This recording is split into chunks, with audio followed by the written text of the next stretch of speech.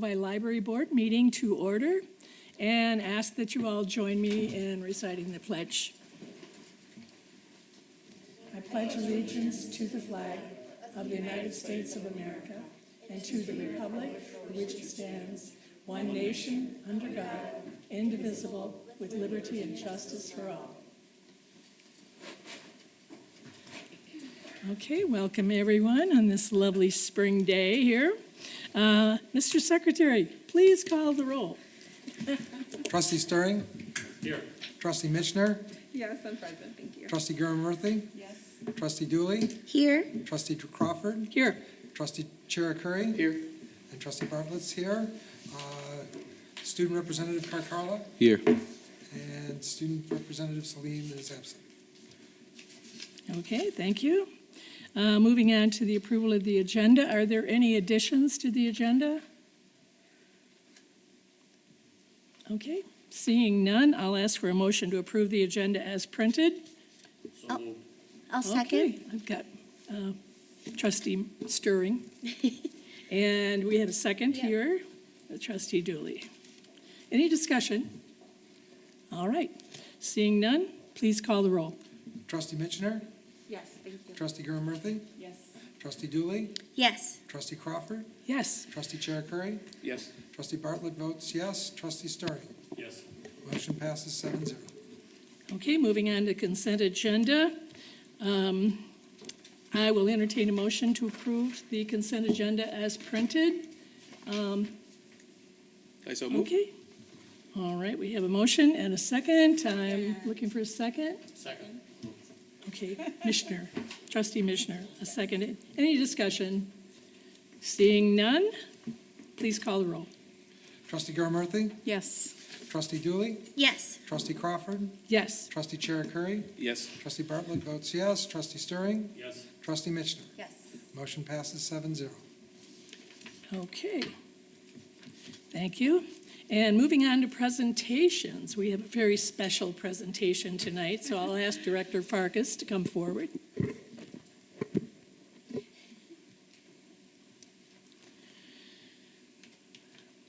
you, President Crawford and Board Trustees. I'm very excited to bring a very special person to you this evening, April Stevenson, who is, or was, the head of our Information Services Department. April joined me for a few moments. I asked for this opportunity to recognize tonight April because she has given Novi Public Library 11 years of amazing service. And I wanted you as board members to have the opportunity to thank her and share your well wishes. I know all of you have had in some way an opportunity to connect with April over the 11 years that she's been at our library. And so I hope you don't mind that I took the opportunity to do that. Before I give you a chance to talk though, because I know there's more of you, I'm gonna take just a few minutes because I need this community who's listening tonight to hear a few things about this amazing woman. And it starts with the fact that she is an incredible leader. She has led our Information Services Department for 11 years, a staff of 20 incredible people and employees who really looked up to her, have learned a lot, and have been truly led in so many ways when it comes to librarianship. She is not, and I love to say this, a micromanager. She really does allow people to grow, to learn, to explore, to be creative. These are things because of the projects that have come out from under April's leadership over the 11 years. You know, her staff has also shined because of her. So I'm just going to give, there is a huge list, truly, that I could give to you tonight, but a few things that I want to make note of is some wonderful opportunities for changing and renovating the youth area and bringing that into a more hands-on space for us, being part of our IQ, being part of our safety committee, working with our community to build new collections. Priya, I know you'll talk about that. Some teen renovations and building, new connections with our teen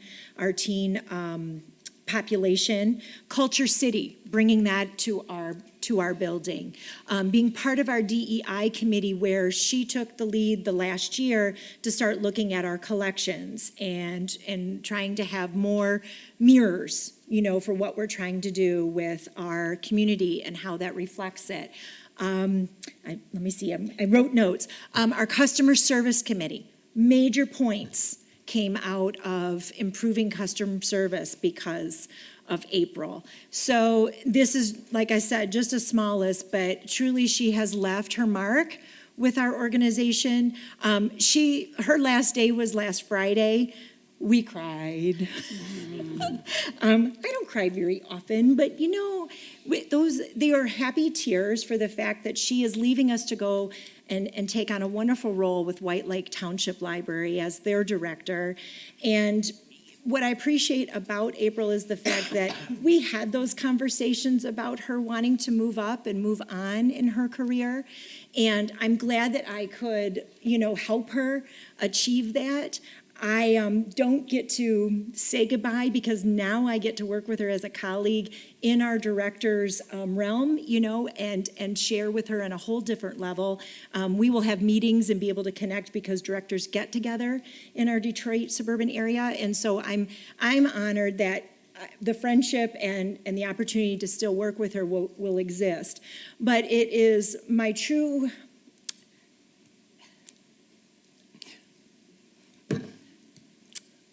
Well, she truly has left a huge mark for us. I am sad to see her go, but I'm so excited for her. I know our staff, yes, they're sad because she's been amazing. And so I'm going to turn it over to you at this point because I know you all want to say something because you've all had the opportunity. But thank you for letting me bring her this evening and share just a goodbye and to wish her the very, very best in her new endeavors. Okay, I'm going to let you go there. Oh, so April, so I just want to say something first. Your success as such a great leader is our success. We have all benefited, and our community has benefited by your success, and you're growing it for the past 11 years. So while we're sad to see you leave, and we're a little mad about it, we also realize that this opportunity for you was just too good to pass up. These opportunities don't come along, especially in the library world, so they don't come along that often. So your commitment and dedication to the citizens of this community and to this library mean more than we can ever say to you. So I want to thank you, and I'll ask if anybody else would like to say something. Trustee Mitchner? Thank you so much, April. So one of the best months ever. Okay, so I'm going to try to be succinct as possible, but also just give you kind of a snapshot of what I've seen from knowing you for about 8-ish years. So the first time I remember meeting April, I just got a new dress, and I like to shop. So I felt pretty good about myself, but April made me feel good about myself because she also said, "I love your dress." And I didn't know who she was. I just thought, oh, man, she's like welcoming people. She's noticing people. She's smiling at me. She's smiling at patrons. But it's one thing when you feel good about yourself and then somebody reiterates that for you. It's not always about what you're wearing. It's about the smile that you're wearing that really brought me in, right? I thought, does she know I'm a board member? Like, is she nice because of something else? Is it just the dress? And I recognized that it wasn't. I recognized that when you would come into the parent-to-parent book club meetings and ask for people to fill out surveys, when you would come to our HOA meetings and ask, for a second to talk about the library, it was the same energy. No, you didn't tell everybody else they had a nice dress on, and that's okay. But you did make them feel really special. So whatever it was specifically about them, you brought out. And I think a good leader does that, right? A good leader isn't a title. Everybody... we talk about succession planning here all the time, but we can only do so much, like Kathy just said. So I'm grateful that you're getting the title to match the heart that you've already had. You've been a director since I first met you. You just weren't coined with it, yes? So I just want to make sure you understand that that's what I've seen, and I don't tell people things that are fake to impress them, because lots of people, I'm sure, don't like me, and that's okay.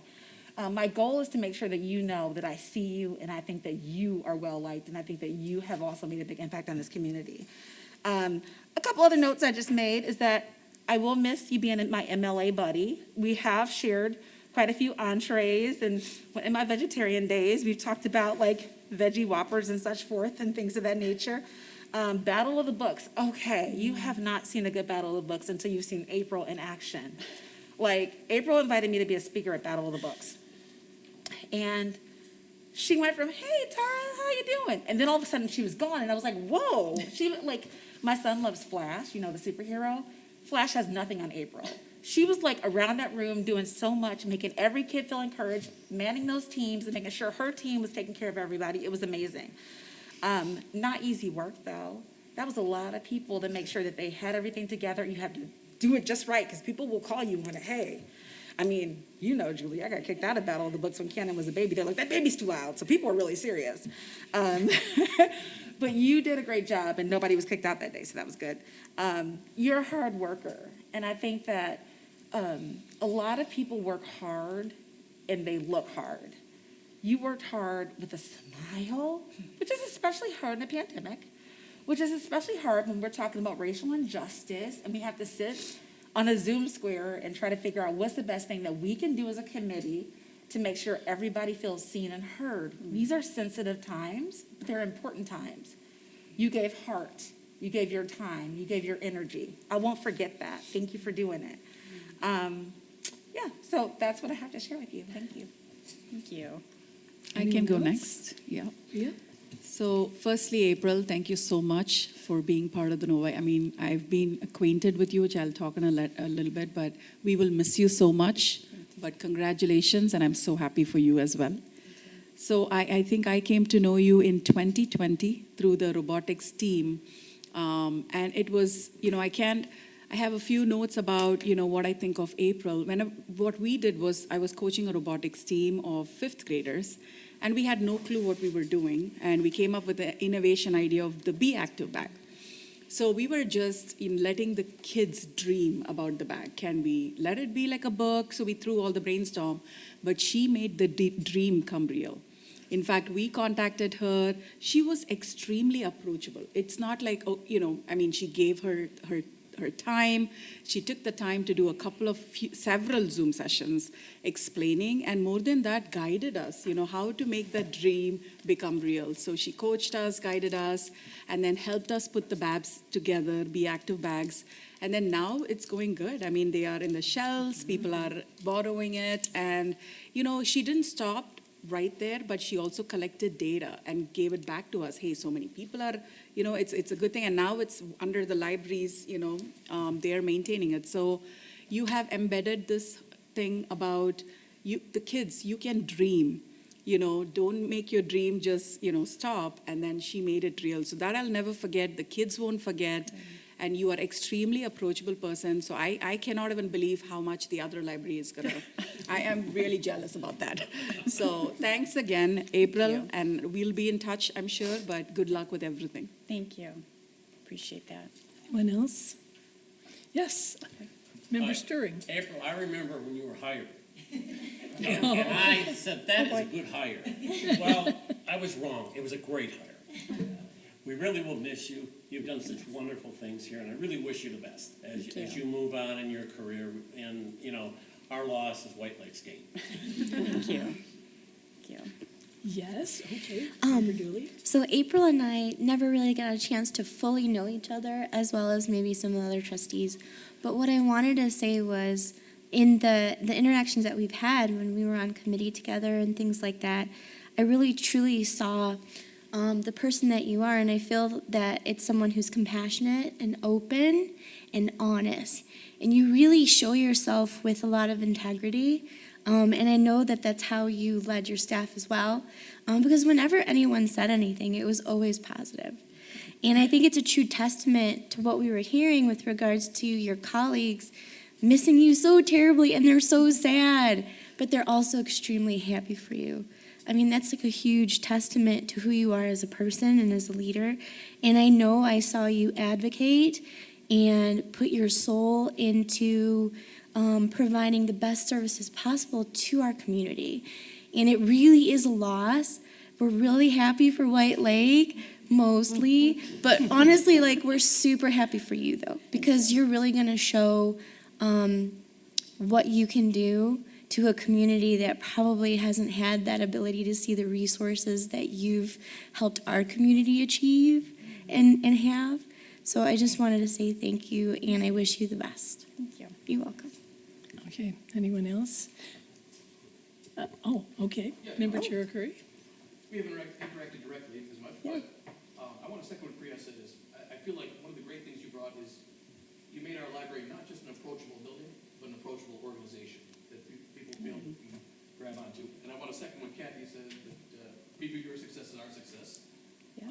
In coaching, there's things called coaching trees, where you evaluate how good a director is, or how good a coach is, by how many other coaches mentor under them. So I want to wish you all the best going forward, and your challenge is you're right now one behind Judy. And I'm very glad that you were able to find a promotion without Julie either winning the lottery or something. Yes, Member Bartlett? Yes, I just wanted to wish you all the best. Thank you. I've been on the board for only a year, so we haven't really had that much direct interaction, but it's good to see that, the excellence of the Novi Library and you are being noticed outside of this community. Good luck. Thank you. If I could, wow. Whoa. I just wanted to say a few words. First of all, is that thank you. I could not have accomplished what I wanted to accomplish without all of you supporting that and supporting the library and the community and Julie. And the biggest thing I want to thank is Julie. Okay, here's my turn. Because this is known, the library is known as the gem of the community. But Julie puts the shine on that gem.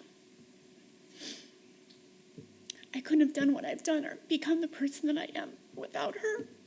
What she's given, what she gives to her staff every day, what she gives to you guys and to the library. So thank you. Thank you all. Okay, well, now I'm really mad. I was mad a little before, but now hearing all the comments and everything, now I'm really, I think the only way I'm going to feel better is just to know that we have made you what you are today, probably. We have made you what you are. So now I'm going to feel better about it. So, once again, the best of luck. White Lake's a great place, not as great as Novi, but it's okay. It's okay. And I'm sure we'll have contact with you, and if ever there's any time you want to come back, let us know.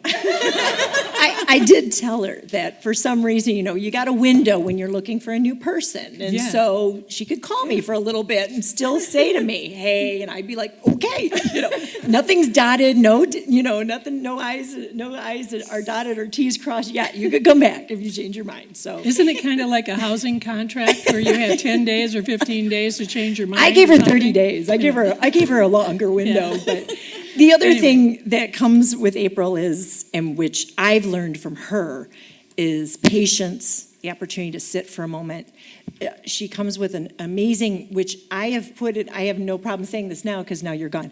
In her performance evaluation, many times I would say, thank you for your calmness, your patience, your ability to stop and think, process, and then report back, and always in a very positive and professional manner. And I learned that a little bit from her, truly. And that's the nice thing about also the leading upward that you get from the people that you work with. And so thank you for that. So we have dates for wine and stuff.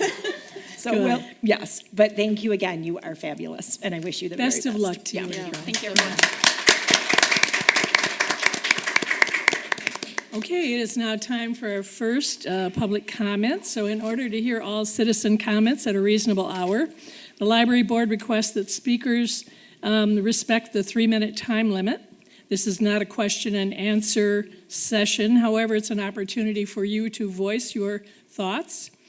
with the library board. Citizens must state their first, last name, and address. Anyone wishing to come forward? Okay. Hi, Board. Jason, Mr. Novi resident. I'm so glad I sit in the back because I was able to stop April so that I could also thank her.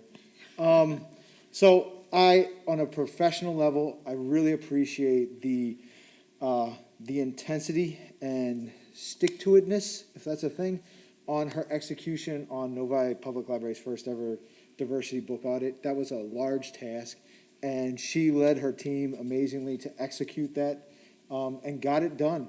I think that was a daunting enough task that could have gone on forever and never fully gotten finished, but she was able to take it, run with it, and finish it. So that was quite impressive to see and an example for other people. I know the Novi Community School District was talking about that effort just today. And I'd also like to thank you on a personal level. I love how being a patron, but being a dad, I usually don't even get up to the second floor. I'm usually on the first floor all the time, especially when my son was younger, chasing him around. And you seemed equally at home on the second floor, handling your professional duties as you did on the first floor, with kids running all around you. And my son would come up and say, "Hi, everyone," and then zoom away, and you'd be like, "Hi." And you were totally at peace in both situations. So I loved how at home you were in all the different situations that your office professionally had you accommodate, and you always did make it feel welcoming. It was assuring to always see you on the library floor. So we'll definitely have to pay White Lake a visit as a family and stop by and say hi. So thank you. Anyone else wish to come forward? Okay. Moving on then to reports, student reports. Go ahead. So I'll begin with the tween and teen library programs. Between the Pages, a tween book club trivia program was held on April 13th, where guests read Rules by Cynthia Lord and answered trivia questions relating to the book. There were 8 people in attendance. Moving on, during Craftastic Wednesday on April 20th, guests were able to create interchangeable magnetic pendants made with the IQ button maker machine. A variety of patterns and images were available for guests, and there were 15 people in attendance. The Tail Wagging Reading Buddies program was held on April 27th, which is an opportunity to provide a comfortable and non-judgmental space for a child and their family if they desire. To read to a therapy dog and encourage the child's reading skills, confidence, and their love for reading. There are 6 people in attendance. Now I'll move on to the Teen Space update. During April 2022, there were 101 guests who visited Teen Space, but there is no Teen Space held on April 4th to the 8th and April 11th. Now I'll move on to the Teen Advisory Board update. The 8th tab meeting for the 21-2022 school year was held on April 29th, and the meeting started with the welcome and an icebreaker to help get to know each other. Following the welcome, the members discussed National Poetry Month being held in April and shared their favorite poems. They also shared 2021's most read poem. Lindsay, the library staff liaison, shared information on how members could locate the teen book list on the library's website. The information was also shared on the upcoming tab officer election held in May. The members finished their meeting by playing a fun game of guessing what picture was drawn, similar to Pictionary, and there were 5 people in attendance. Shreya R. and Rashmila R., which are 2 students from Novi High School, collaborated with TAB to raise awareness about food insecurity. They put together a food and apparel donation drive held in the library's lobby from February 14th to March 14th. In which they received 443 food donations and 98 apparel donations. Their goal was to make some care packages consisting of 4 to 6 food/drink items and 1 to 2 apparel items. They created about 74 packages in total for the Cass Community Social Services, and the remaining items were donated to Gleaners Community Food Bank. Thank you. Thank you. It's a very full, robust report, so thank you so much. Pardon? Oh, okay, Trustee Mishra. Thank you. I just wanted to say I love the outreach that your team did with food insecurity. Operation Nourish sounds really great. And I think that highlighting needs like this and making sure, even though this may be an affluent community or considered one, that there are still so many needs, especially in time of pandemic, overload. People's circumstances have changed in some ways. So I just think that you all being leaders in this way is inspiring for me and hopefully the rest of us. So thank you for highlighting this for us. I did forget to mention the upcoming program, so in case any of you guys wanted to join any of these in June, Pride Trivia Night will be held on June 8th. Craftastic Wednesday Chalk It Up Summertime Science will be held on June 15th. Experience Culture, Unity in the Community, Juneteenth Celebration, and Slow's Bar Barbecue Food Truck will be on June 18th, and Tail Wagging Reading Buddies will be held on June 22nd. Thank you for the update. Okay, moving on then, if there's no other President comments. Crawford, Yes. if I could just make a note. Sure. Avi's going to be finishing in 2 weeks school. Our students do stay with us through the summer and at our meetings, but I just want to wish you good luck in the next 2 weeks before you start summer. And then we, both Avi and Rita, will be here in, we think either July or August, we're not sure yet, to provide you the year-end report. We're working on some travel that I know the students are taking, but they will be back to give you a full report on their year before the summer's over, right? Yes, perfect. Thank you. Okay. All right then. Thank you so much. Yeah, we remember those days, don't we? Wow. We'll be nervous for you. Thank you. Thank you. Okay, President's report. The appointment of board committees, inasmuch as I did not hear from, I didn't receive any messages from any of the board members asking to be removed or added to a different committee or such, so I'm going to presume that you're all satisfied, or, you're more than satisfied with staying on the current committee that you are on now. So for the public's information, we do have 8 committees, so the board meeting that you're at tonight is not the only meeting that trustees are go to. I mean, we have other meetings, and the committees that we have that all of us are responsible for are the Human Resource Committee, the Events, Marketing, and Fundraising, the Finance Committee, Policy, Bylaws, Building and Grounds, Diversity, Equity, and Inclusion, and Strategic Planning. So all of those committees meet generally on a monthly basis and sometimes more frequently. And so a lot of times the public, I think, and maybe board members too, think that we don't discuss enough at the table. But most of the discussion, a lot of committee work takes place in those committees that we are all assigned to. So just letting the public know about that. Committee chairs, I will remind the committees as you are meeting that your role is strictly advisory, just so that I know you all know that, but I'm just going to remind you. So as a group, you're to discuss and sometimes or perhaps even debate various issues facing your particular area of focus, as well as issues that are brought forth by the director or some other staff. Your committees are charged with evaluating issues and, if needed, bring recommendations to the board. That's what we look forward to, and board members are not, you do not delegate tasks. That's not something that we do, nor do we supervise. That's left to the staff of the library, and we know they're doing a great job at that. So just as a reminder, nothing else intended by that. And now we're moving at, yes, Trustee Missioner. Sure, I just wanted to make a note on your sheet, treasurer, it says open. Trini's still a treasurer, right? Yeah. Because it says open on there, so if you wanted to. Oh, note. sorry, that's I an didn't know old if paper. like, I missed an announcement. Yeah, no, If you look on page 23, though, I- I did make, on 23 in your packet, Yeah. I did put trustee Chair Curry in on the page 23. Sure, I'm just going by the Yeah. sheet that I was passed out yeah, tonight. I just passed that one out. Sorry, I never Yeah. even looked at that. That I was got you. important. Yeah. Thank you so much. And then as far as the leadership No, note that you made. nothing weird happened you know, since as the a last meeting. conglomerate. Oh, okay. I was just gonna say really quick, just, yes, we do not supervise, but as a conglomerate, we are Julie's boss, right? So just wanted to make that note. Okay. A library's role as information provided by the director, and I believe, Julie, did you want to speak to that? Or Sure, I just wanted to give you my thoughts. I thought, there has been a lot of conversation coming, and trustee Mitchner brought up a little bit of it last month, but just to let you know that we have not received but one challenge, which actually did not go any further than the staff working on it. I haven't received any further information.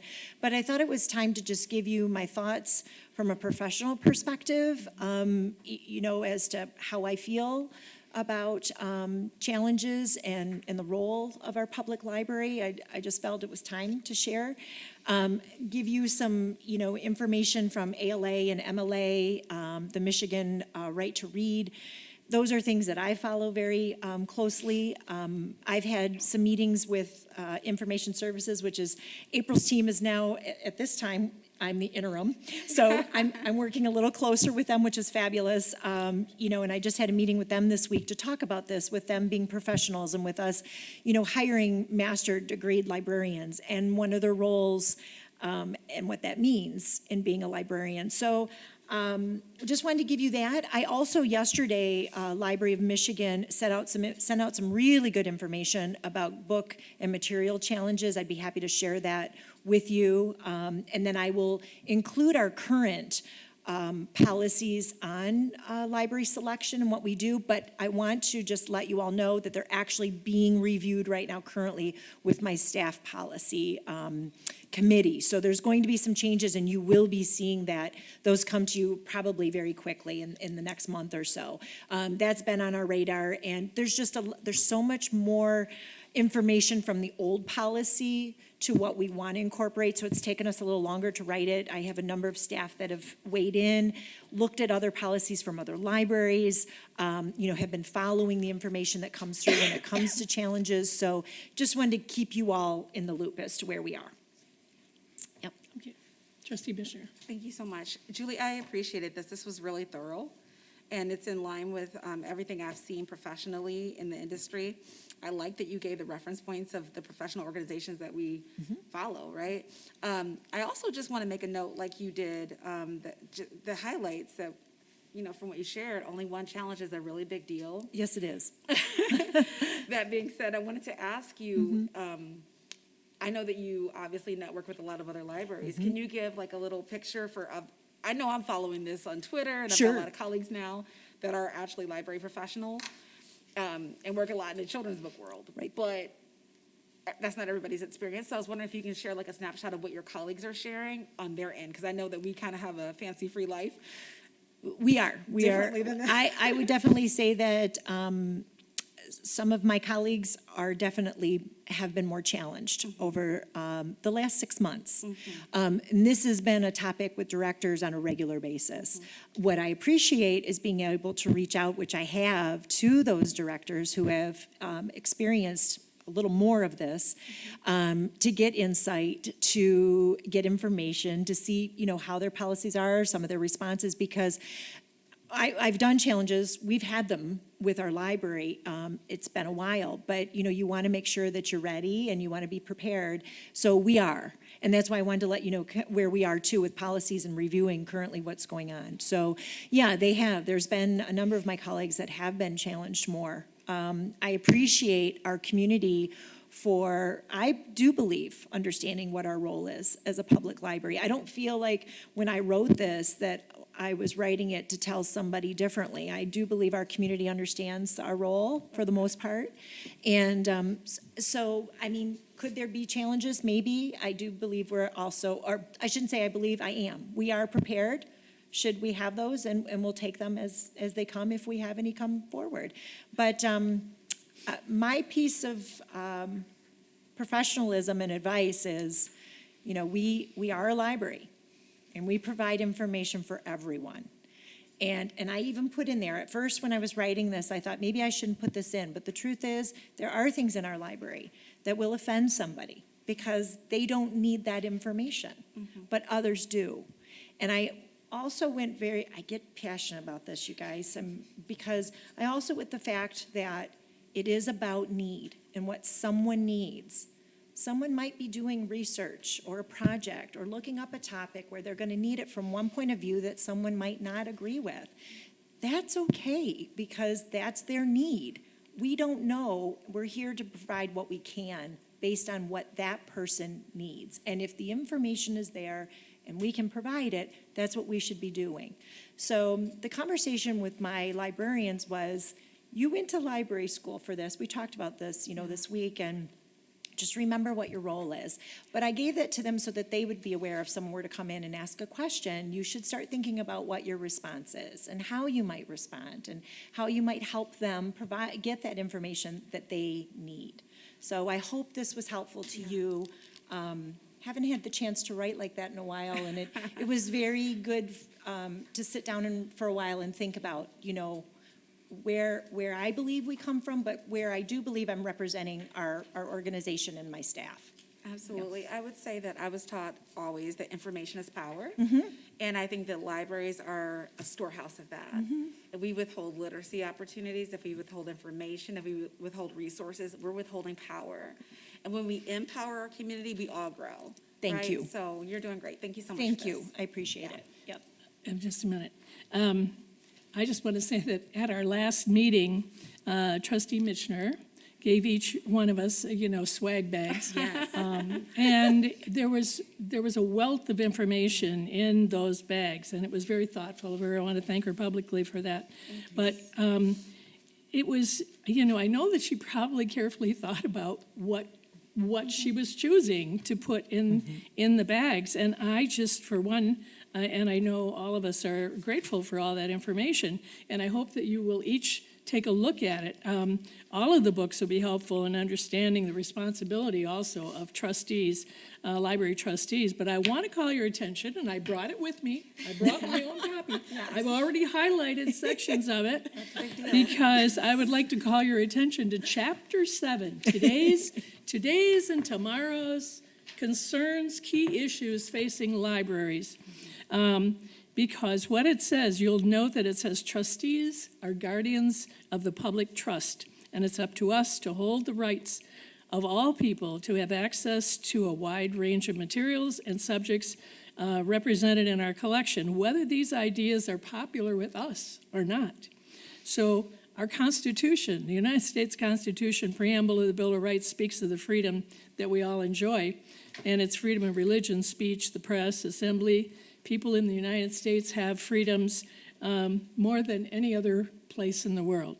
We have freedom to think and believe and say and write whatever we want. The Novi Library is committed to intellectual freedom for this community and surrounding areas too. And Trustee Cherukuri did ask, he was thinking ahead after we received the one letter, and he was asked that the board discuss how we as a library might assure our patrons that political bias does not affect our programming and materials. So I will open up the floor at this time to allow trustees if you want to share your thoughts about this particular subject, and particularly as it relates to the removal or restriction of materials in our collection. That's what I would like for you to think about. Knowing that these materials are selected by highly intelligent and well-educated people, professional staff, based on requests from the community and from individuals.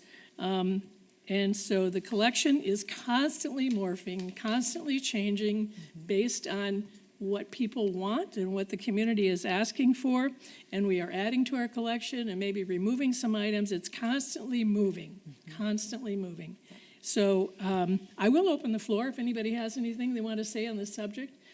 Anybody? Well, Member Cherukuri, since you asked for it to be on the agenda. Yeah, and thank you. And thank you for the You're very welcome. nice write-up, Julie. Yes, absolutely. So at the specific level, the citizen wrote in the letter, kind of raised just three things that I wanted to bring up a little bit. One is she felt that some of the outside materials that we were presenting, she mentioned that they looked like they were we offered them to kids, but they looked like they were actually, the materials were actually targeted towards teachers. I just want to make sure that when we're given outside materials, when we put them out there and it has our imprimatur on it, and by no means do I mean that we need to read every word in every single book, but I view the stuff that we do sort of as programming, the stuff we sort of put out front, that does reflect on us. So I want to make sure, one, that that's something that's happening. Sure. And it is. It was reviewed, and we actually, this was material that we received permission from another library, actually, to bring forth. It came out of DEI, our staff committees, and actually our board committee for a while early on when the board was meeting to, to be able to provide some information to our community. I don't know if you saw the note back or the update, but I was able to reach out to our community member who wrote the letter, had a wonderful conversation with her about, even some opportunities to build a little more with more information. As she said, she thought some of it was a little narrow, so she's looking for more. And I'm had a meeting this week to meet with my staff person who can help bring a little bit more information to it and call out. She mentions a number of people, that we can get information if we don't have it already, which many of them we do, but biographies and, to make sure that historical perspectives are seen and brought forth in the community and in the materials, which they are. We had a number of displays. She had said, I'd love to see a display. We did. She mentioned, I'd like to see these displays, not just at Black History Month. And I reassured her, I go, we have a whole different thought on that, that every day we should be putting out information and opportunities, that it's not just 1 month that you highlight something. So the conversation was very positive in circling back with her. And again, we will continue to put some more information out and work with our DEI committees. And then had two other things I just wanted to. Okay. But I can come back however you prefer. Go ahead. Okay. Yeah. So and I'm glad to hear that. And that's I think an important thing to emphasize. These are politically charged times, so political neutrality is important not just in what we present and put out there, but also in the perception that's built in our folks. We live and thrive based on the public support. If we have people start to feel that disaffected that this particular organ of government is not doesn't do anything for me, or is not something I also feel like represents me or is a place, then long-term support starts to fade. And I think that's just something we want to emphasize. It's we all live in our own little bubble. It's extra hard for somebody who's programming for the public, which is, you and all your staff, to make sure that we're able to present both sides. And I just hope that's part of a discussion and part of training and things like that. And finally, one thing I want to say, we as a board also have a little bit of, I think, homework we need to do too. For example, we have created a DEI committee, but we have never actually defined those terms as what it means. And those terms are very different for different organizations. And I think it'd be helpful, I'd like to ask the DEI committee, if maybe you guys can take the first step going forward, let's actually define what diversity, equity, and inclusion mean. Those words are not universally defined, they don't have universal meanings, and the meanings are not without some political import. So if we can define it so that the people know what that is, they'll also feel comfortable. So, thank you. Okay. Trustee Mishner. I have a lot to say, so buckle up. Okay, so I think it's unfair to reference a letter and not read it, because there's going to be people watching this on YouTube that have no idea what we're talking about. The first note I was going to make when I raised my hand, I didn't want to jump in front of you since you brought it to the table, so I want to make sure you understand I do have respect in that way. But I did want to reference the page, or at least read the letter first before referencing it. I think that's part of accessibility. I think that's part of understanding your community and making sure that they're into everything we're talking about. So here we go. Communications, email from Irene Fleming, date 5/9/22 to Library Board. Our Novi Library is wonderful and a rich source of information for everyone in the community. Those responsible for designing special programs and displays do a fine job, and I think the Asian Pacific American Cultural Celebration will be excellent.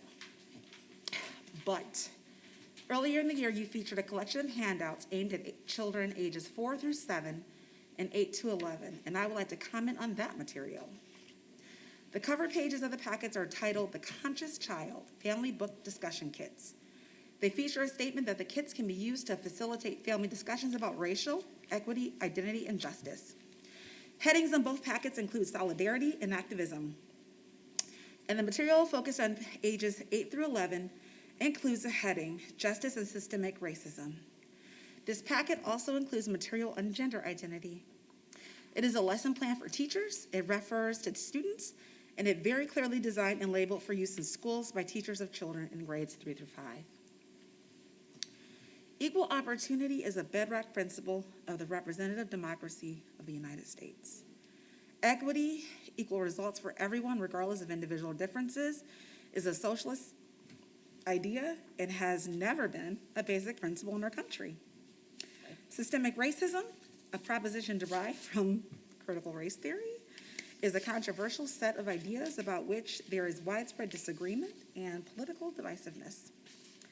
There's vehement disagreement in our country about how and when the issue of gender identity should be taught to children, and by whom. If our library features packets like these, by putting them on a special table and encouraging families to take them, it implies that the public library endorses the ideas presented in the packets. Regardless of whether the packets were purchased or donated, our library should not be distributing material that has such an obvious political bias. It is extremely important for the children of our community to learn kindness and respect for all persons regardless of their race or ethnicity. They need to learn about the basic principles of our government and the history of the country from a balanced perspective. In the packet for ages 8 through 11, there is an essay on colorism. That is one idea. There are, however, other important and relevant ideas. The Greek city-states enslaved each other. The Native American tribes enslaved each other. Some Asian groups have considered themselves superior and have looked down on whites. And white European sailors shipwrecked on the coast of Africa were enslaved by the North Africans. Being white did the shipwrecked sailors no good at all. In many cases throughout history, it has not been a question of color, but a question of who is weaker. Much is made in the packets about teaching children to be social activists. Children should speak up if they see other people being treated unfairly, but it is highly unlikely that children by age 11 have learned enough about the complex history and nature of race relations to be social activists. It's much more likely that adults with a political agenda will tell children what to think and exploit them by having them carry signs around. An obvious fault of the packets is the lack of historical perspective. Our library is a rich resource for providing exactly that to everyone in Novi, especially the children. Please help children learn about the many heroic people of the past who have worked for freedom and equality, who include such persons as Frederick Douglass, Sojourner Truth, Harriet Tubman, the Quakers, other great American abolitionists, also abolitionists who were not American, the Englishman William Wilberforce, who spent his entire adult life working to get the English government to ban slavery in the British Empire, and finally seceded just before he died, or the Scottish explorer David Livingstone, whose enormous international influence was essential in stopping the Arab slave traders from taking huge numbers of African people to the Sultan's slave market on Zanzibar and selling them into slavery in the Middle East. In parentheses, I recently was talking with some young people who had no idea that Arab slave traders forced thousands of African people into slavery in the Middle East. They thought that only the United States and European countries took slaves out of Africa. Why is the history of Africa being taught in such an inaccurate way? In parentheses. Of course, the children should learn about the great civil rights leaders of the 20th and 21st centuries, especially Dr. Martin Luther King Jr., who was and remains the gold standard for the moral high ground in understanding race relations in the United States. Children need to learn not only about contemporary problems, but also about the great achievements of so many members of minority groups, from a Black president who had the support of millions of white voters, to the famous Black musician Ray Charles, who said, "I think you can overcome any obstacle in this country." I was reared in a small town, dirt poor, blind, you name it, and yet here I am today. Please avoid endorsing biased materials and instead continue to provide the citizens of Novi with resources that encourage them to learn about both the achievements and the problems of the past and present in an open-minded way that encourages free inquiry and enlightened decisions and actions. That is the letter. So I just thought it was important to read it. And I think that any patron is able to come to public comment and share their perspective, or to write a letter to share their perspective. That is what we do. As patrons, we're able to share what we think, what we feel, our suggestions, our belief systems. I think as a board, we're entrusted to go higher in the sense of like nuance. And we do need to consider everything that's written. I have never seen us take the time to have a discussion about someone's letter at these meetings, and we've had lots of heartfelt letters at these meetings about race, about injustice. And Trustee Chair Curry, unfortunately, you talk about a lot of things involving political pieces and things of that nature, race, et cetera, but you know full well that people have brought up things about you as well and things that you've written out there, right? And we haven't opened up discussion of those things in the way that we are now for this letter. That was my soundtrack. So I think that when we're talking about diversity, equity, and inclusion, this patron already has received more been many people who have been here week after week and shared comments that we've nodded at or we've cut off and said, your time is up. I don't want to stop this dialogue, but I think we need to think clearly about if we're going to do this, we've set a precedent now. So we need to make sure that this isn't the only time we do this. I will say it's disheartening that this meeting opened without an acknowledgement of the 10 Black people that were hunted in Buffalo. I waited to hear if that was going to be mentioned. They were hunted in Buffalo because their skin looked like mine. I don't call that political because I'm just a Black person, you know. I wasn't born a partisanship. You don't even know what my partisanship is. You can try to think you do. You don't know unless you talk to me, but you know I'm Black. And you're like, that girl's Black, right? And that shooter, that terrorist, decided that he was going to shoot down people that look like me. So for protection and for information to be power, like we talked about earlier, somebody thought, man, kids are unfortunately faced with these hard talks. There are teachers that had to figure out, oh, crud, how do I talk to them? They were like, how do I talk to my students about this? Some people ignored it and went throughout their day.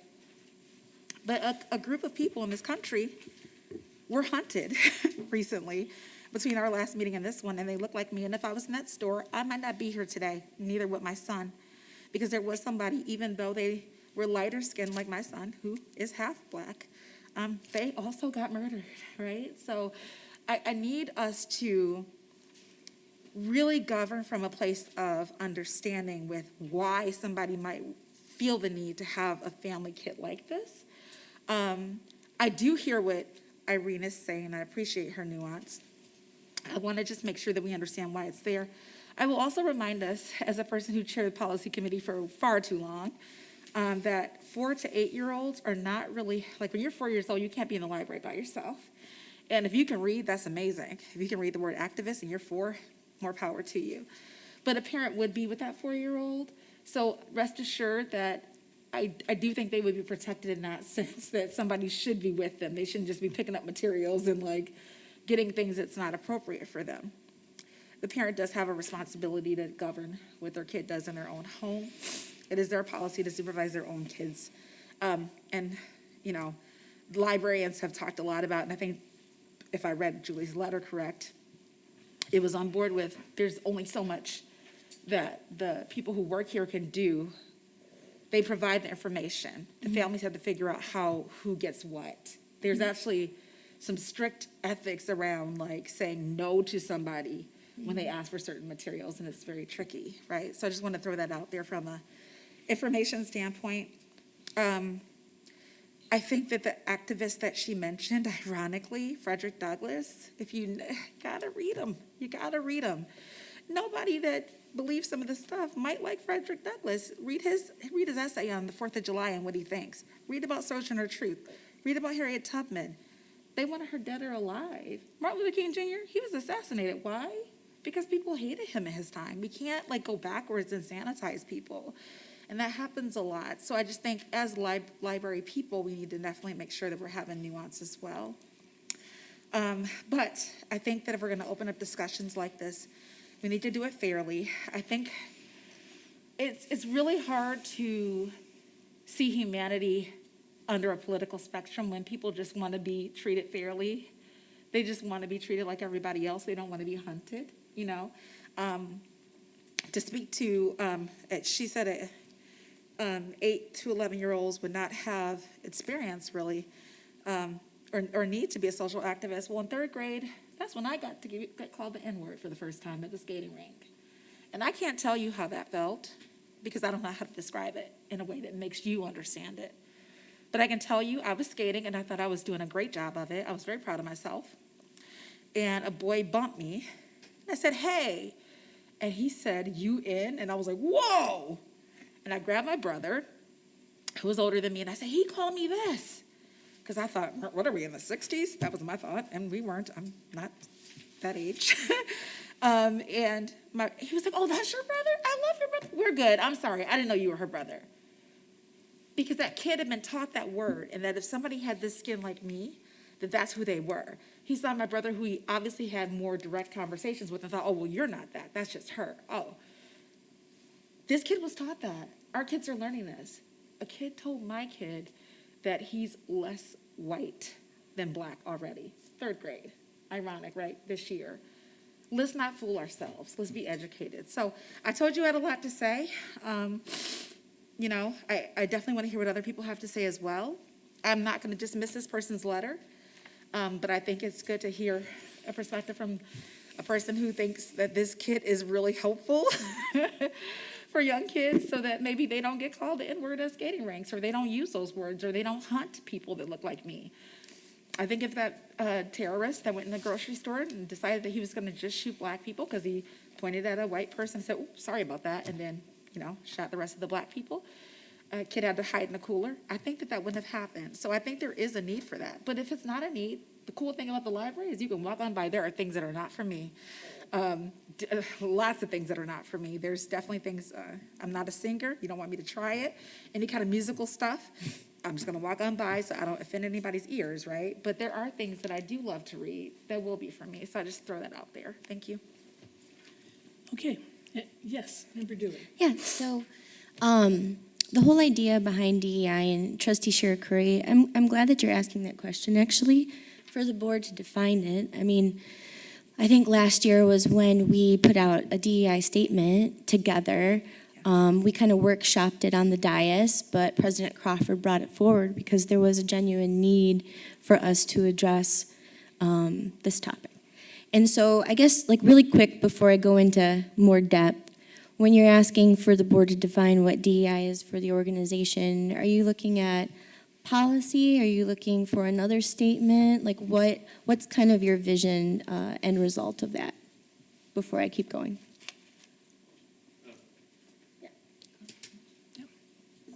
Yeah, I mean, specifically those 3 words. Our statement refers to DEI as a whole. Okay. What I'm saying is those 3 words Sure.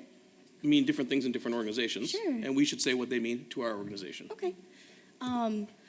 So my question also, and you don't have to answer right now, but it does bode the question. You know, I'm current chair, and so far I've chaired 2 trustee meetings for the Public Library's Board of Trustees DEI Committee.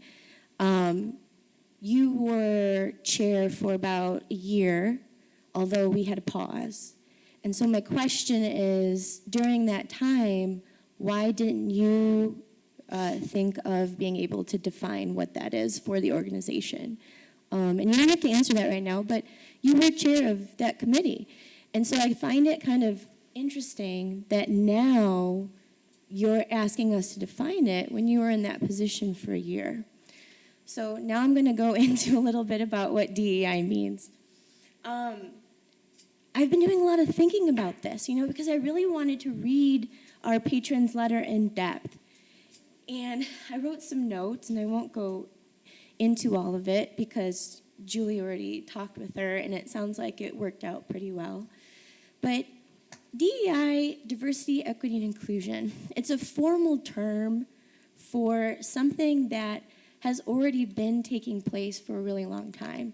And it has to deal with developing policies of understanding and creating these structures in order to create spaces of belonging and empathy. And what do I mean by that?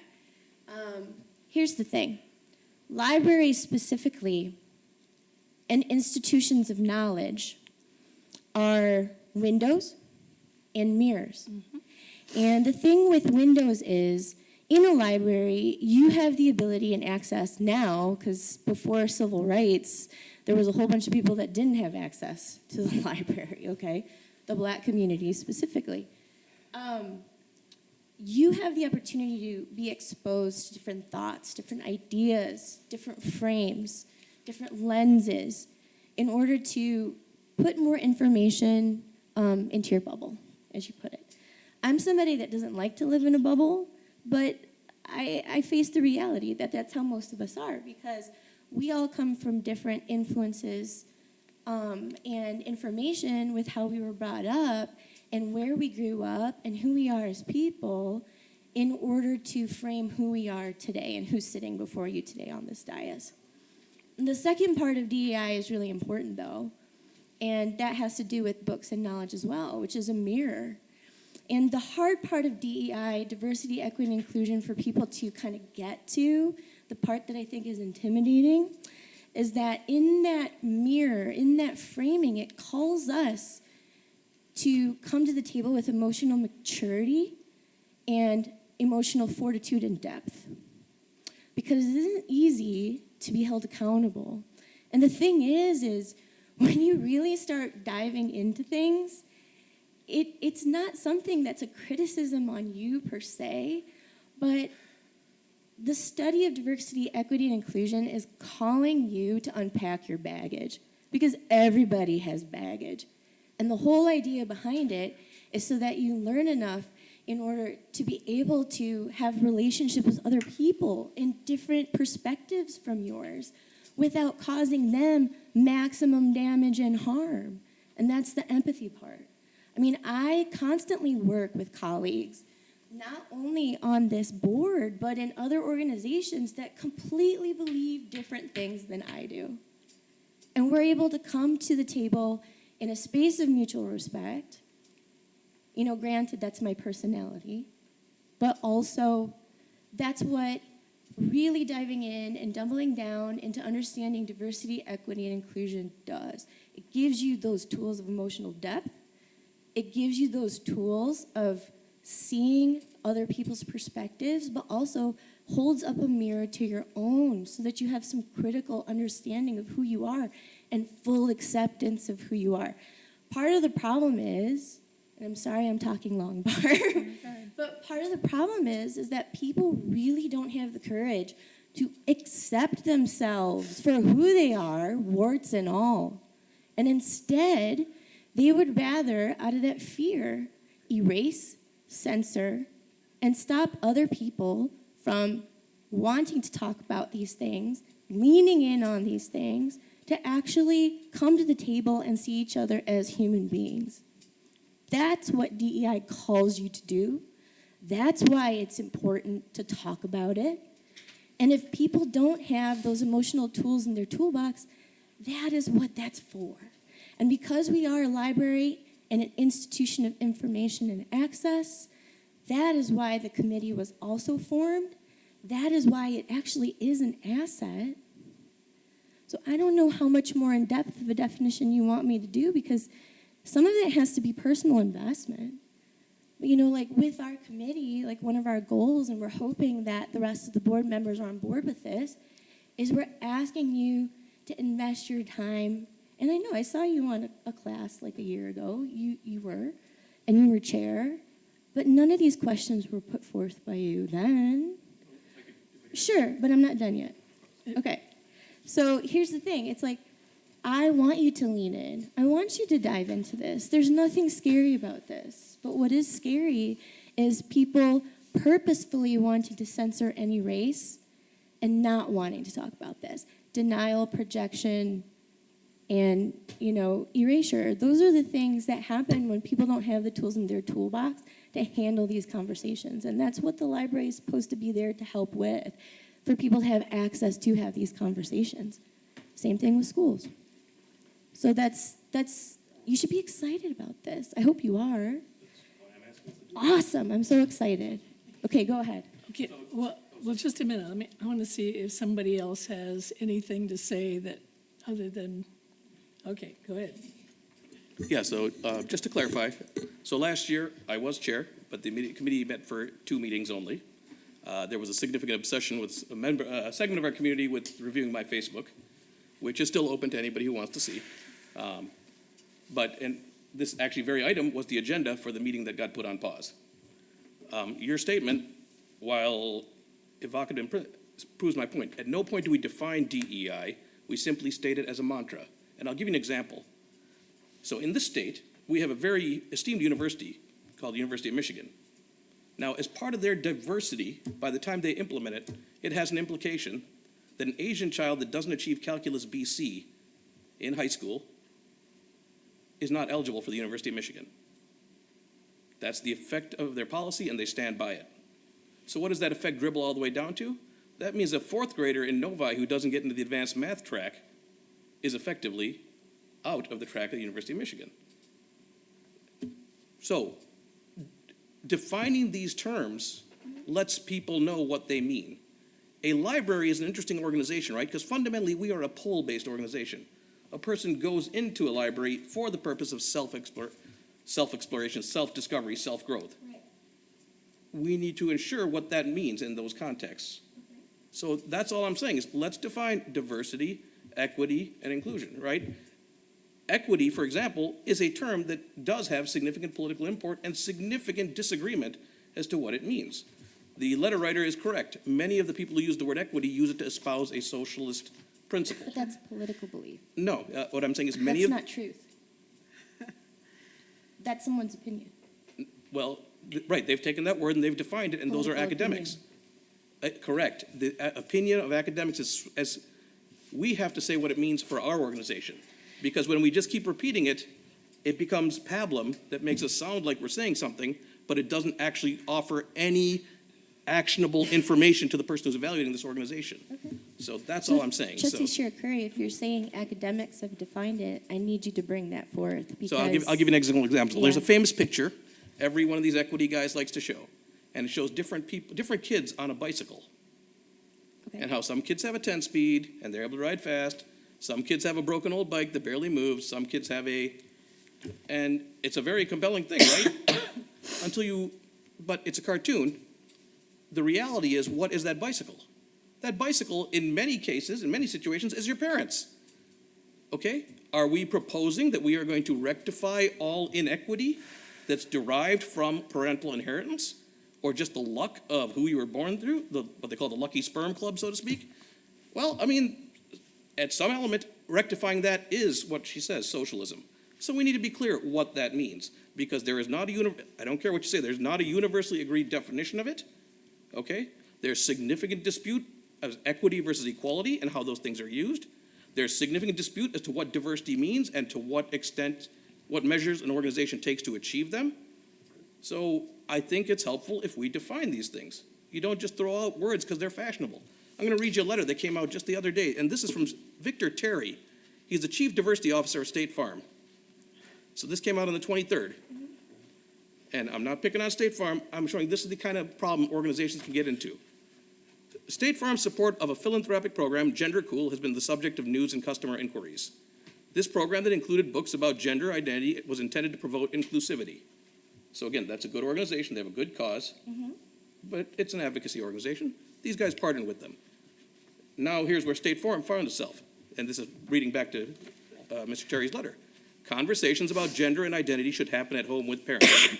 We don't support required curriculum in schools on this topic. We support organizations providing resources for parents to have these conversations. We will no longer support that program. We will continue to explore how we can support organizations that provide tools and resources that align with our commitment to diversity and inclusion. So where I brought up this original letter, which came from that one of our patrons, is one, her concern was the outside materials were mistargeted.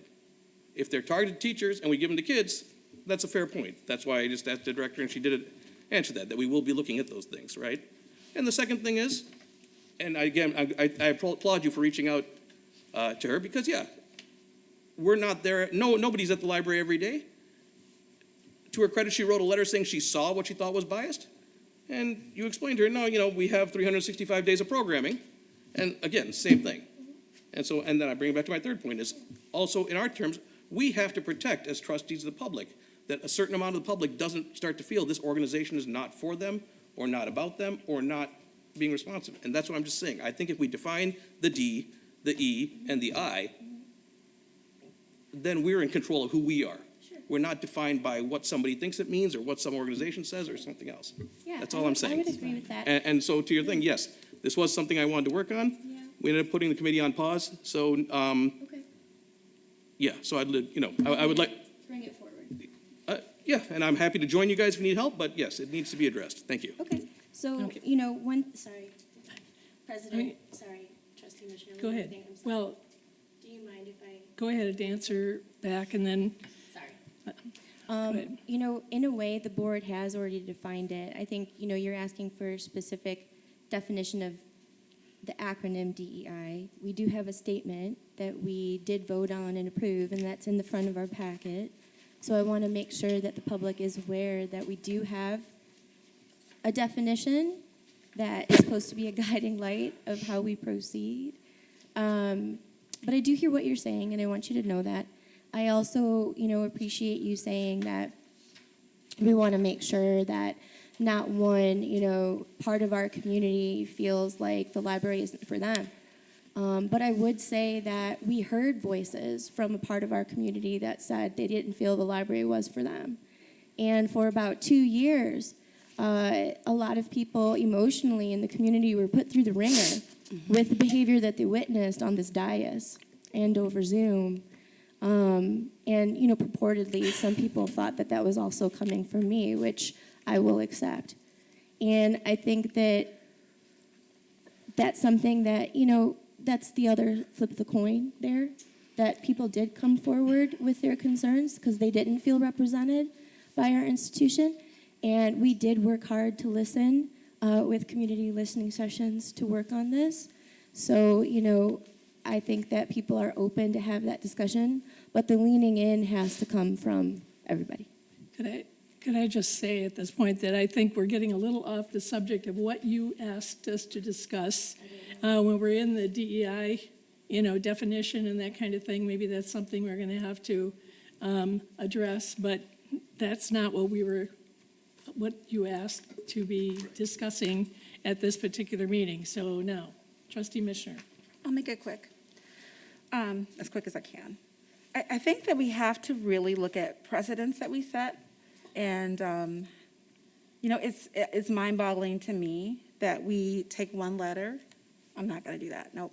That you, Srini, Chair Curry, take this one letter and open this up into a very large discussion. I do think that we should hear everybody and listen to everybody. But Srini, Trustee Chair Curry, over 200 plus people put together a petition against you in this city because of your racist, homophobic words. I think you're getting. I'm just saying, You're getting off the and I'm not topic. trying to be accusatory, but I think that we can't, help me to understand how we can say this person's letter needs to be really taken into account for, and then you make comments about socialists. You've called a group that did a public comment, the Virtue Signal Choir. They were really hurt by that. I saw that online. It was a bad look for us, you know what I'm saying? You mentioned cotton picking a couple times to me. That doesn't feel good, So I think we have to be careful. If the word socialist offends you, I hear that, but understand that some of these words do offend us, right? So it's just, we just need to be really careful, I think, and we need to be wise about how we conduct ourselves. We do represent a lot of people, and there are people that have very different thoughts, and I think everybody should be able to go into the library and find what they need. That was the original point I was Yeah, making. I would just to clarify, every time you bring up. I still have the floor, and- actually. Could I, Yeah. one at a time, please, Okay. but I think we're I'll getting wrap it off up. the I'll subject. wrap it up. Yes. We are getting off the I'll subject. wrap it up. I think that I'm very offended tonight, and if that's not obvious, I want to put it on record. As a Black woman in America, in this library, the only Black trustee that's ever been here in 60-plus years, I am offended tonight. I want to put that on record. And I am trying my best to hold myself in the best grace I can, because that's what my parents taught me to do. That's the bicycle they put me on. So I'm trying my best to represent myself, my community. My community is not just Black people. It's a lot of people. But I think we were charged with a very big thing, and I think we can do big things. I think we have the education and the wherewithal and the willpower to do big things and to have a nuanced discussion. This is good. Ironically, I just saw you on a bike, right, the other day, and I waved to you out of the window at Deerfield. I don't have, I think I don't have any ill will towards you. You know that. But I'm saying this because if we open this up and we don't, if you open this up and I'm not honest, I can't live with myself and go raise that kid who's going to face all kinds of, and already has faced all kinds of bias and discrimination. So that's part of being a trustee as well. I'm wrapping it up. I respect your time. It's 8:14. It's my birthday week. I'm done. Thank you. Okay, anyone else that has a new point? Yes, Member Stirring. I just got to say, the terms that I've heard tonight, I find very offensive that we, as members of the board, would accuse other members of the board. It doesn't sound very inclusive to me to use those kind of terms. I find that offensive. And I would just like to put on the record, the reference to cotton picking is a reference to Foghorn Leghorn in a Facebook post. Foghorn Leghorn is a Warner Brothers chicken. I don't know his background, I don't know his education, I just know he used the phrase cotton picking minute. Thank you. Okay, we're going to move on. It's time to move on. All right, I want to talk to you about the library goals. You saw them included in the packet on page 26 and 27, the library goals. So we currently have goals. Each committee has goals now, but I want you to really be thoughtful. Not that you haven't been in the past, but I'm going to ask you to really take a good look at the goals and in each committee and discuss what you're working on now, but also where you hope to be by the end of 2023. That's what we're really looking for. The committee goals are also what library staff are going to be working toward. So goals, need to be achievable, and certainly we want to get them together, and I'm going to give you a task because we need to have those goals submitted to Director Farkas by June 10th. Yes. By June 10th. Oh, June 10th, okay. And June 10th. if I can just add for all of you, we're in that transition year, because we'll start strategic planning for our bigger plan this fall. So this is the year where I wanted to give you just a snapshot of the things I know are happening in 22, 23 from staff perspectives and already reaching out. I did have the opportunity to meet with our strategic planning committee this week. I know they'll talk a little bit, but they've seen it, and I can already tell you that now my management team has seen it, strategic planning. So there's already some new updates for you. You'll see that, but if you can just confirm, or we can shore up just anything else that needs to, this will be at least our guiding document for just this year, 22, 23 for this year. Okay, May I ask a quick question on that? sure. Director Farkas, with Yes. June 10th, that sounds great. I got to get to work. This looks really nice also. Great. I've never seen it look this good in here. That's a quick note. But then the other thing I wanted to ask you about, usually when you have us do that, a goal session is following and my schedule's filling up and vacations too. So I'm curious if you know a date already. So I did this in place of, so you don't have to worry about a goal session. not gonna I meet thought, together. right, I thought Okay. I would give you, because the committees really have a lot of things that have not been tackled, so Okay. the yellow from committees, we're moving forward. I'll get a little more detail if they think they're to the end of it or completed, but truthfully, pretty much everything is still going. So we won't do a board retreat. We will do a board retreat. It won't be a goal setting. And that's what President Crawford wanted to do, was an actual board retreat, but it won't be goal setting. So I'll rephrase, and I apologize for saying it incorrectly. If y'all know that date, as soon as you can let me know, would be awesome, just to make sure I can make it. I did put it, I did Oh, put it okay. in, just I so must that have you missed had it. under the president's report. 2 dates Okay. were given to the city to see if we can coordinate. If you look at E. Oh, it's right here. I'm so Yes. sorry. No, that's okay. Okay. Yep, but it's not a goal setting, it is a retreat. So I'm trying to do the goal work for you and I give you see. that ahead of time. Okay, thank you so much. You got Yeah, it. and I want to say something first here about the evaluation that's coming up. The next item on the agenda, D here, is the library director's annual review. Thursday, the 23rd, we'll be going into closed session for that, 24th? for that 24th. review. And, her 24th, is it? Yeah, okay. And you will be receiving the document. And so what I would ask you to do is to fill out the document No, it's okay, it's right and here. get it to I me. know, there's so much stuff. Get it to me by June 20th. By June 20th, you'll receive the document and you fill it out, do the evaluation, best you can, and then send it back to The me. meeting's the 23rd. Or, Yeah. The 24th is a Friday. Ah. so was I right? You were right. Hey, You were hey, right, that's what President I mean. Crawford. Okay, My thank you very apologies. much. Okay, I'm so yeah, sorry. yeah. It's the 23rd. Okay. It is All right. June 23rd. So I'm going to ask you, and it's going to be a short window here for you to get me the information so that I have a chance to compile it all, Yes. so that we'll have something to discuss. So I'm going to need that for sure, the very latest, then on the 20th. So Everybody good with that? So, 2 dates for you to remember.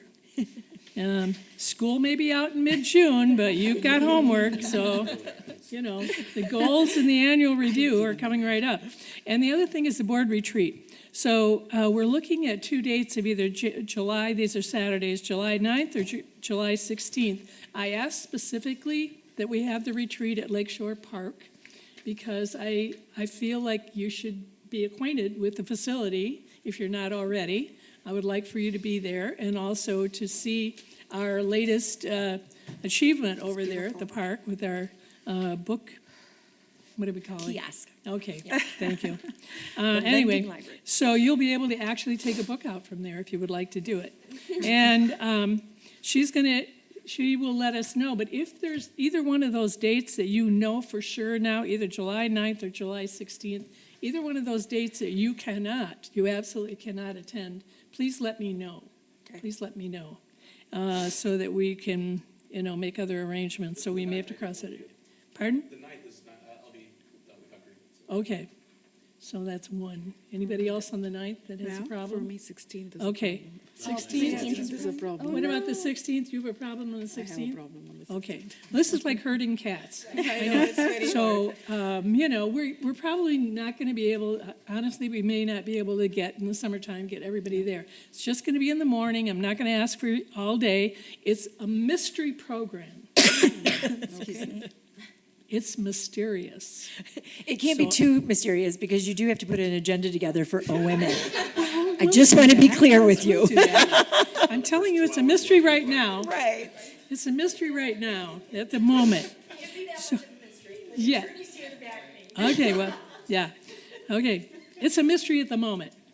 Okay, but you're going to have to come. You'll get your agenda, and then you'll know what's going on. But it'll just be, we're just asking for 2.5 hours. That's all. That's of your valuable time in the summertime. So, all right, so you've got your homework. Everybody written down the dates they've got to work with. Moving on, then, the treasurer's report. Okay, so the thing you'll see is our differences for both the 268 and 269 fund is that they're both showing the red. The reason for that is on page 31, you'll see the 664,500, what they call unrealized gains or loss. Although these are on a budget, these reflect the fact that because of the strange interest rate environment, our investment, which is primarily in treasuries, if we sold them today, we would lose value. The reality is they're bonds. We're not going to sell them. We're going to hold them to maturity. So there will be no real loss. If we were the kind of organization that was allowed to invest in equities and things like that, we should have some concern. But again, this is just when we've had gains, they weren't real gains. When we've had losses, they weren't real losses. Okay, any questions? Oh, yes. Define equity. I'm just joking. Oh, Just joking. ownership. Okay, member Stirring. Just a comment. We discussed this at the meeting, and I understand exactly what's going on. Is there any reason we can't budget unrealized gains and unrealized losses at zero in the future? I can find out for you. It would eliminate this amending a budget when there's no cash flow reality to it anyway.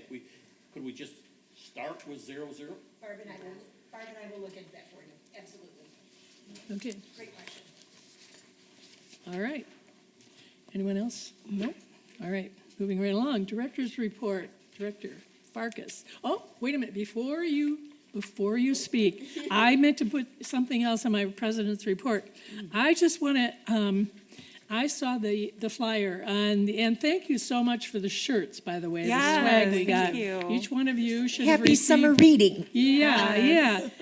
Oceans of Possibilities, which I don't know why I had snakes on the front of that. That just didn't, that sort of blew my mind. I thought oceans, I thought fish. Water I snakes? thought fish. There but- are water snakes. Okay, I suppose there are. Anyway, I hope you had a chance to look. I hope all of you would take a look at all of the programs that are coming up this summer. I mean, honestly, there's a lot of programs, and we are short-staffed, but it is amazing to me. I really wish that when I was in the Choraleers, I had to be a lobster under the sea for singing under the sea, and I wish I had that costume because I would Me too. be really We could supporting have you that show Oceans of up. Possibilities. Yeah. But I hope that you all take a look at all of the things that are coming up, the sizzling summer activities, and of course the Lakeshore Lending Library, but all the chances of prizes. And what I actually did not realize, that in the summer reading, even I at age 80 could participate in summer reading. I was thinking it was only for youth. No. I really didn't You usually realize get a gift card. that I do read a lot, and maybe I could win a prize. And you should know. be rewarded for So your reading. I know. So I really want the public to know that this is for all ages. Everyone is eligible, and there's a halfway summer reading party. There's things going on. There's parties, and there's other kind of activities and things, and there's little prizes, and I just think it's really great. There's even a grand prize raffle, and if you're following what you are supposed to be reading, the number of books that you're reading, your name could maybe be drawn for one of the fabulous prizes, $25 gift basket or Target card. There you go. So I just wanted to point out to everyone that this is for everyone. Everyone is included in summer reading. So I was really happy to understand that myself, and I hope to encourage all the people age 55 and over to come into the library and sign up for summer reading, or else do it online, right? And Yes. everybody else too, of course. Thank you, President Okay, Crawford. now go ahead. I appreciate that. Yeah. I do. On page 41, I always like to point out years of service and saying congratulations to some of our staff, and this is for the upcoming month of June. So we have Mary Gruel. She's in our support services department. She'll be celebrating 14 years. Lindsay Gochai, who is our teen librarian from Information Services, 7 years. Eileen Mazzarello, Support Services, 5 years, and Joe Plasky from my facilities team, 5 years. So congratulations to them for their years of service for June. I am willing to entertain any questions you might have on my report. I know we're getting close with time, so definitely want to be conscious of that. If there's anything I can address, I'm happy to do so. It goes through the Friends Historical Commission. Lots of great information, our statistics. Okay. Anything that I can, Anybody have any questions? no. Okay, seeing Great. none. Thank you for your time. All right, this is now time for a second public comment. So in order to hear all citizens' comments at a reasonable hour, the library board requests that speakers respect the 3-minute time limit. This is not a question and answer series. However, it's an opportunity to voice your thoughts with the library board. Citizens must state their first, last name, and address. Anyone wish to come forward? Yes. Jason Mishner, Novi resident. I wanted to comment on this dialogue that I just got to witness.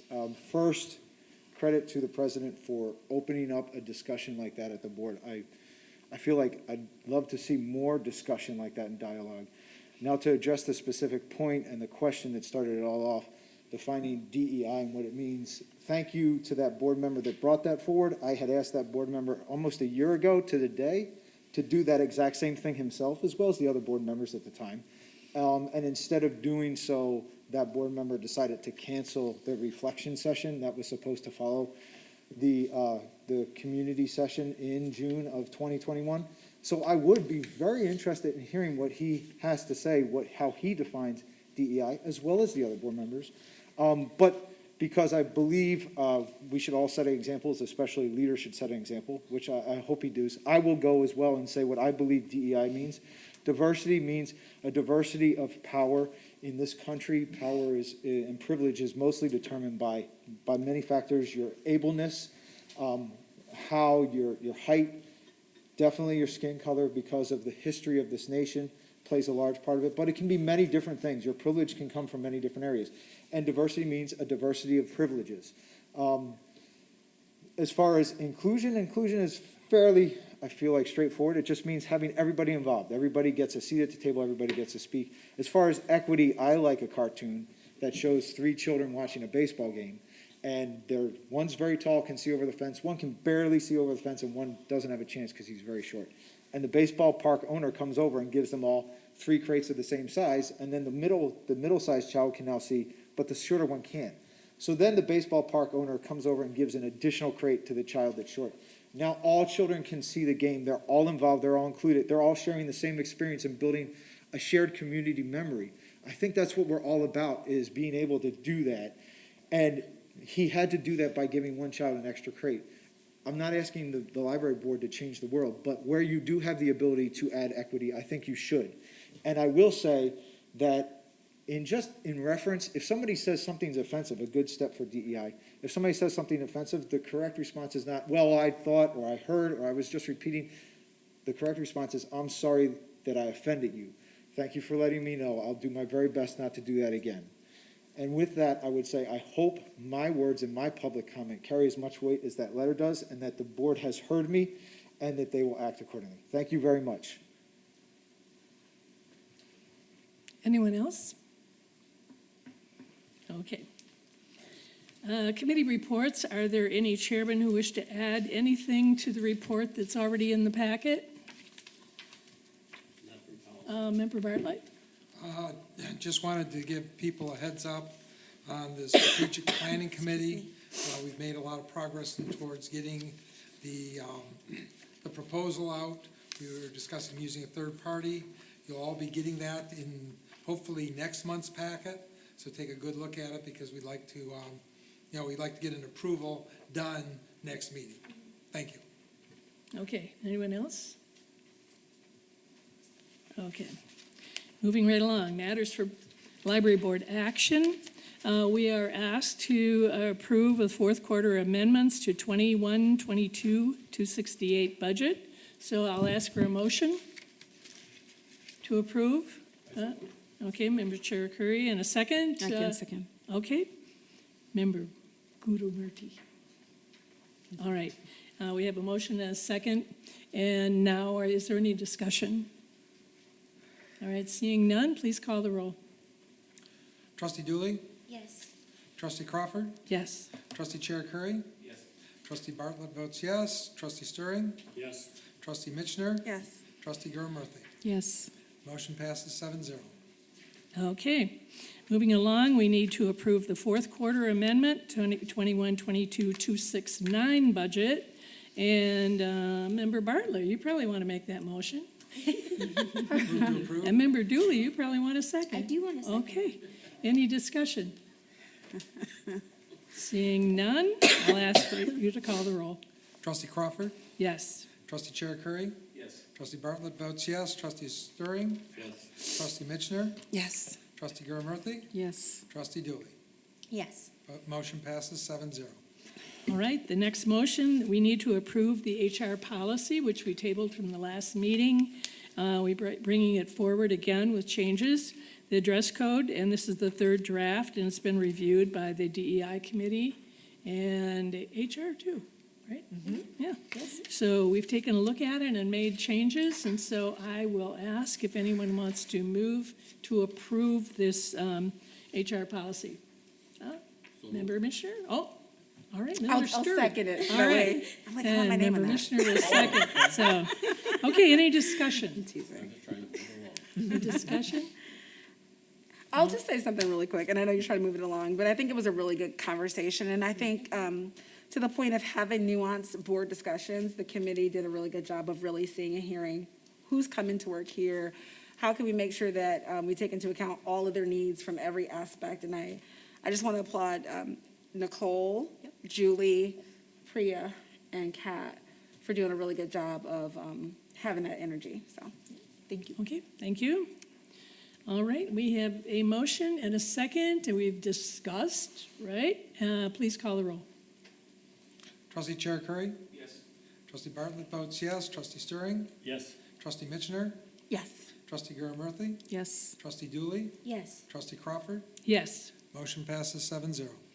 All right, our final item here is to enter into a 3-year contract with Telnet Worldwide with a not-to-exceed budgeted price of $15,478.20, actually for a 3-year contract. And I'll ask for a motion to approve. Member Motion Chair to- Curry, and I'll look over here. Member Second. Missioner, second. Yep. All right, now, discussion. Any discussion on this item? Everybody loves it? Okay, please call the roll. Excuse me. Trustee sorry. Stirring? Yes. Trustee Mitchner? Yes. Trustee Gurumurthy? Yes. Trustee Dooley? Yes. Trustee Crawford? Yes. Trustee Chair Curry? Yes. Trustee Bartlett votes yes. Motion passes 7-0. Okay. We are going to be entering a closed session, and I will need a motion to enter closed session. Member Gurumurthy, you would like to make that motion, would you not? Yes, I'd like to. Okay, I knew you would. I knew you would. And member Julie, you want a second? Okay. Any discussion about entering this closed session? No? We will return. Yes. So, And it all shouldn't right, take please long. call the roll. Okay. Trustee Mitchner? Yes, thank you. Trustee Gurumurthy? Yes. Trustee Dooley? Yes. Trustee Crawford? Yes. Trustee Chair Curry? Yes. Trustee Bartlett votes yes. Trustee Stirring? Yes. Motion passes 7-0. Okay. Okay, we'll be going out this Just a time. few, won't take long. And we can leave all of our things, yes? We can leave all of our things, because we're just gonna come back. and Okay. close up the meeting. Are we just leave?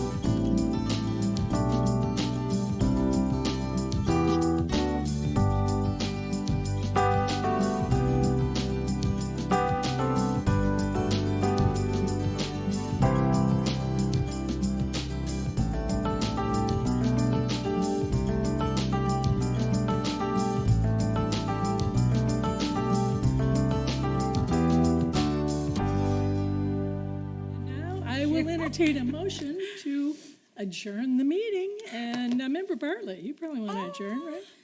Are you breaking precedent? You can second it. Trustee Mishner can second. And then, is there any discussion about adjourning? No? Nope. Seeing none, please call the roll. Trustee Stirring, Yes. trustee Mitchner, Yes. trustee Gurumurthy, Yes. trustee Dooley, Yes. trustee Crawford, Yes. trustee Chair Curry, Yes. trustee Bartlett votes yes. This is 7-0. Thank you all for a great meeting. Yeah, Thank you. thanks, everyone. Enjoy an extra day Yeah. this weekend.